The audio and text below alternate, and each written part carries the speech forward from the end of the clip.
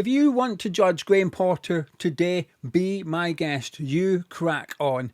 Because one thing I dislike is people telling other people what they can or can't think. And I definitely think there's an element of it at the minute in regards to Graham Potter. Because that phrase, you can't judge him until next season, has been around since day one. But I do think the tone has changed drastically, especially in the last 12 hours since the full-time whistle went at the Molineux. Because when he rocked up, I think it was said as almost a light-hearted summary of what Potter's got between him arriving and August, essentially. Let him come in, evaluate the squad, experiment, work out who you want and you don't want, have the summer transfer window, and then in August, we will see what Potter wants to do at West Ham, judge him next season. But I don't think it had a serious undertone to it. Whereas now, since last night, I definitely think there is a serious tone there. And anyone speaking ill of Graham Potter is being told, you can't judge Graham Potter until next season. He must have the summer transfer window. This is not his players. You're not allowed to judge Graham Potter.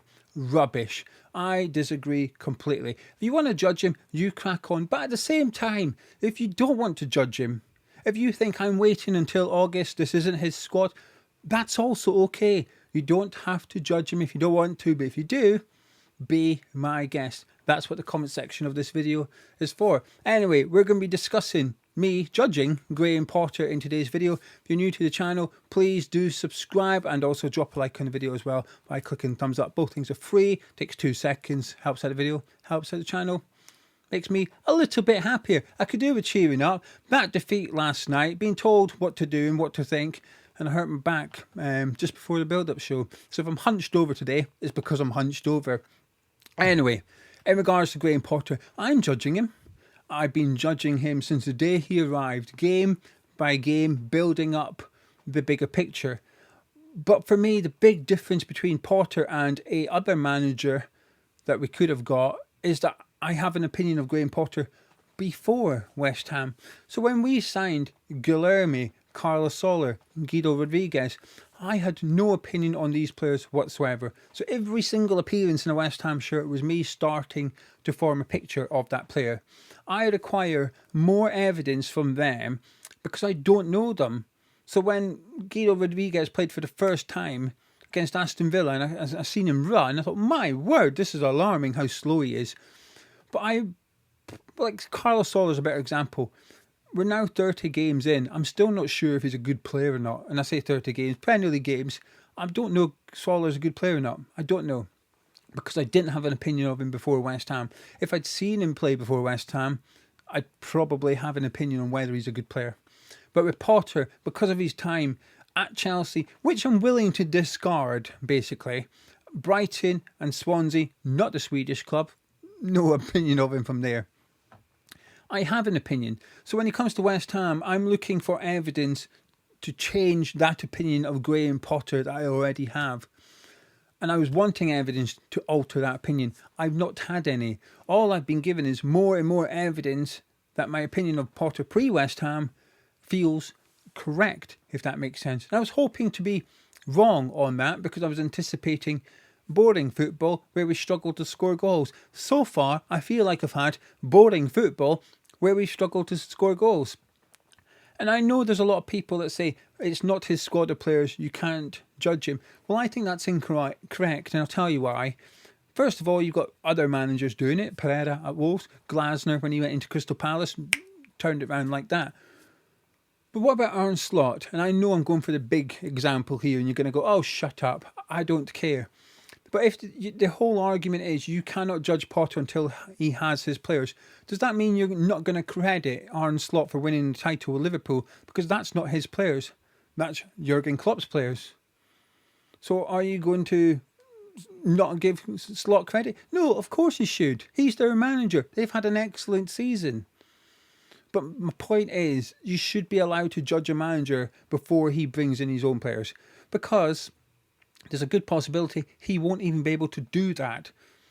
And also, for those saying you can't do that, what did you think of Lopetegui? Did you judge him? Well, I hope not, because if we go back to the summer transfer window, we can agree, and I'm being generous here, Kilman was definitely Lopetegui's, and let's assume Rodriguez and Soler were also Lopetegui's That's fair. But what's also fair is that today when Fulkrug were down to Tim Steidten, that Somerville was down to David Sullivan, and that Wan-Bissaka was down to Will Salthouse, essentially. So Lopetegui only had 3 players. I would argue that this squad today is not Lopetegui's squad. So did you want to give Lopetegui time? Did you want to give him the January transfer window and the summer transfer window to make it his squad? I certainly didn't, and I'll tell you why. Because I judged him since the minute he arrived. And I didn't like what I seen, and I had no confidence in him turning it round. I was pleased he was sacked. With Potter, I don't want him sacked right now. I'm happy, I'm content with him getting the summer transfer window and then seeing what he can do next season. Confident he'll turn it around? No. Hopeful? Certainly, of course, because without that you've got nothing whatsoever. But also, I'm willing to change my mind. And I think this is a very powerful thing. I think people mock people who change their mind way too much. Way too much. I see it all the time. Oh, I thought you wanted this, or I thought you wanted that. It's not necessarily at me. It could be at Gonzo. It could be at other subscribers. And I think so. They've had an opinion, watched something and changed their mind. Wonderful. Hopefully it's for the positive. But if Potter arrived and you weren't sure and now you're thinking, oh, actually, maybe we need to change him, you're allowed to do that based on what you've seen at West Ham, because the more data you get, reevaluate. It's a very important thing in life, I believe. I think it's a good thing to do. So my point was, if we lose every game between now and the end of the season, I sure as hell don't want him here next season. And it might not even take that. But one of the subscribers left a really good comment last night on the review. He said, I'm a bit ashamed. So I googled to see if Graham Potter got a 2.5-year deal or it was a 6-month deal. And I get what he's getting at, which is, if it's a 6 month, we've got a bit of a conversation to have here. And this is where, for those who say you can't judge him till next season, let's go back to that rumour that the subscriber's alluding to. Because we know when we went to go get Potter, West Ham were wanting to give him a 6-month contract. And then in the summer, we would either extend his contract by 2 years or we'd shake hands, say thank you, goodbye. What if that happened? What if Graham Potter had only came in until the end of the season and right now we were looking at making a decision? Well, you have to judge him, don't you? And I would imagine a lot of people would be erring on the side of no deal. I could be wrong on that one. I'm just reading comments. I would be on the side of, actually, probably not. He's probably not the guy for us long term. I'd like to make a change in the summer. But that's not the deal we gave him, as far as we still understand. It's just a straight 2.5-year deal. Potter got what he wanted. But this is bad news for West Ham, because David Sullivan didn't want Graham Potter. He's never been keen. This is Karen Brady's appointment. So David Sullivan, the guy in charge of the transfer kitty, essentially, is looking at this. Graham Potter is now picking up less points per game on average than Lopetegui was. Lopetegui has performed better than Graham Potter in regards to the points tally. Yes, Potter's sorted the defence, but at what cost? He's killed the attack. In my opinion, evidence from previous clubs, Brighton, the attack ain't going to get much better under Graham Potter. And I appreciate people come back and point out XG at Brighton. Oh, but they were missing a lot of big chances. Yes, they were. However, one of the strikers that was at that club, Potter wanted to bring into West Ham and has done. And second of all, one of the people responsible for identifying players at Brighton, and Kyle McCauley, is at this club. So one of the people responsible for bringing in strikers not up to it at Brighton is currently at West Ham. So you've got to then believe that McCauley's now going to find the man up front. But it's not even a striker thing at West Ham under Potter. It's not like Ferguson has had big chances every game. We're not creating chances. That's the issue. Now, last night, you could argue we did. I would suggest that's possibly the best we've been under Potter in terms of opportunities to score. We had the Ferguson one, then we had Fulkrug hitting the bar, although I still stand by it. That was just an outstanding effort rather than a chance created. Then we had Thomas Souček. So we could have scored 3 last night. Obviously, if my auntie had a pair of you-know-what, she'd be my uncle and all that. But we're not creating big chances for the striker. I've always been confident that next season we would be a bit boring. I say a bit, we'd be boring, but we would pick up points. Every game, I'm less confident of the points thing. I'm more confident we're going to be boring. I'm less confident we'll pick up points. And when we do videos, you always say something as your honest opinion, and that's what since day one, I've only ever encouraged from people, whether they're contributing to Hammers Chat, whether they're on videos. You know, we've got Mike and Mark that send in fan cams on the regular.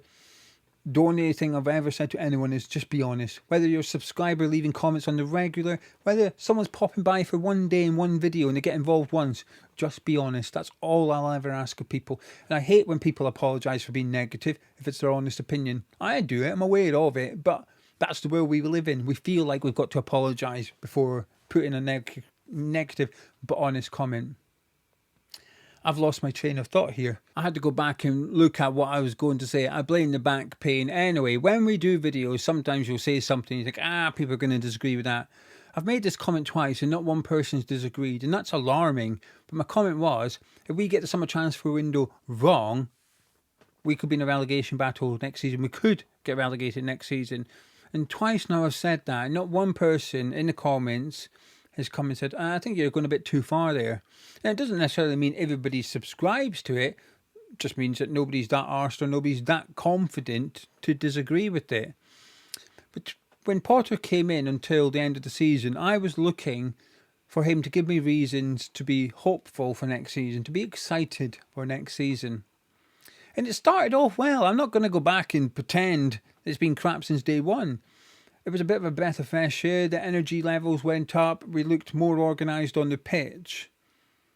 But game by game, that's got less. And I was looking for reasons to be hopeful for next season under Graham Potter. But all I've been given is reasons to be worried, really. And I understand why people say you can't judge him until next season because this isn't his squad. I don't think it ever is going to be his squad. Last night, we played a player that was here under Sam Allardyce in 2014, 11 years ago. An Allardyce player is still at the squad right now. My point is, Potter, this summer, we've got a big rebuild to do anyway, and that's without the fact that we've got to make it Potter's squad. Basically, if Lopetegui was still here, we have a rebuild on our hands. Soufal out of contract, Fabianski out of contract, Creswell out of contract, Antonio, Ings out of contract, Ferguson's loan, Soller's loan. There's already a lot of work to do, and that's before you even sell one player. So how many players is Potter going to bring in this summer? Let's go really far out and say 7. I think that's quite a big number. He's going to bring in 7 players this summer. Well, the thing is, come the 1st of October, if we're not playing well and people are complaining, the excuse, the reasoning, the phrase, this isn't Potter's squad, it's still applicable because it still won't be his squad. I expect, and I make no apologies for this either, I expect a good head coach to come in and be able to work with the squad at his disposal, regardless of who it is. And if you can't do it, if Potter couldn't work with the current West Ham squad, then he shouldn't be taking the job. He should be waiting for the right job to come along. And this is where my frustration feeds in. No, I don't want Graham Potter sacked. However, I need to see, and I want to see big improvements between now and the end of the season. And I know I've said, from day one, I've said this is like a big pre-season. And I think that's why I don't want him sacked, because I've still got that mentality to some extent. And when people say, well, he's experimenting, well, can you experiment with the attack, please, in the sense that we actually attack? That would be a good experiment to see. Because I don't think, here's the thing, I don't think Potter is experimenting. I think this is what Potter wants to do next season. I think he's trying to lay the foundations. I don't think he's jazzing it up and trying new things. I think he's doing what we're going to see in August and September, hence why I'm concerned. Between now and the end of the season, we've got to see improvements. We've got to see something that gives us hope that he's the right man for the job. Because like I said, at the minute, he's not giving me that hope. But in pre-season, you still judge. Not everyone does. I see it. We've done this for 9, 10 years now. Admittedly, when we first did it, A, we didn't really cover pre-season games, and B, it got about 100 views at the most. But there's always been people that just don't care about pre-season. It's a fitness thing. But I'll tell you what, I remember pre-season 2018 maybe. We played that Spanish club. Was it Atletico Bilbao? At the London Stadium. We went to a penalty shootout. I remember that. And I remember being there, and I remember who played that game. And it was the first time I'd ever seen him play for West Ham. And I was there with Charlie, and me and Charlie were laughing at how bad this player was. And I remember saying, this player is crap. And people were saying, it's pre-season. You can't judge him on pre-season. But you can. And some people do. I did. That player was Roberto. And I remember it perfectly well, because people were saying, well, my counter-argument was, look, if he can't catch in a pre-season friendly, what makes you think he's suddenly going to be able to catch in a competitive Premier League game? You either can or you can't, really. So pre-season, Lopetegui, we were all judging him, I think. Most people were. There was a lot of people concerned with what they were seeing in pre-season under Lopetegui. Remember, our new manager bounce under Lopetegui was against Dagenham in Redbridge. Anyway, mini rant over. Mainly because I've got a sore back and I need to stand up. But the point of this video was, if you want to judge Potter, judge him. If you don't, if you're waiting till August and you don't care about now, and you think it's too harsh to judge him and criticise him, that's okay. If you think he needs summer transfer window, that's also okay. It doesn't really matter. It's just your honest opinion at the end of the day. But I just dislike people that think we can't judge him until next season, telling people that think we can judge him now that they're not allowed to judge him. So now I'm telling people what they can think. Bit hypocritical, isn't it? But I think what you like. Me, not happy, need to see improvements. And it's as simple as that, really. He's fixed the defence, but he's completely killed the attack. I keep saying it, and I'll keep on saying it. Potter said, when I came in, we were conceding 2 goals a game. We had to score two goals to get something. You can't be doing that. I agree. The problem is now, under Graham Potter, we now need to keep a clean sheet to get something out of the game, because we can't bloody score. And I find that more worrying than what Potter walked into. We were 13th, we're now 16th, we're going to be 17th. I think that's fair to say. Yeah. He needs to turn things around, really. I don't think his job's on the line, but he needs to turn things around for the supporters, to give supporters hope. The deadline for the season ticket bribery period finished up Monday night. I'm sure someone can get that figures from the club as to what the renewal rate is currently with the club getting fans in a headlock and bribing them and blackmailing them. I bet it's a lot less than they anticipated. I would not be surprised. Anyway, I'm off. I'll catch up. Oh, I'm live tonight at 6 p.m. I'll catch up with you then.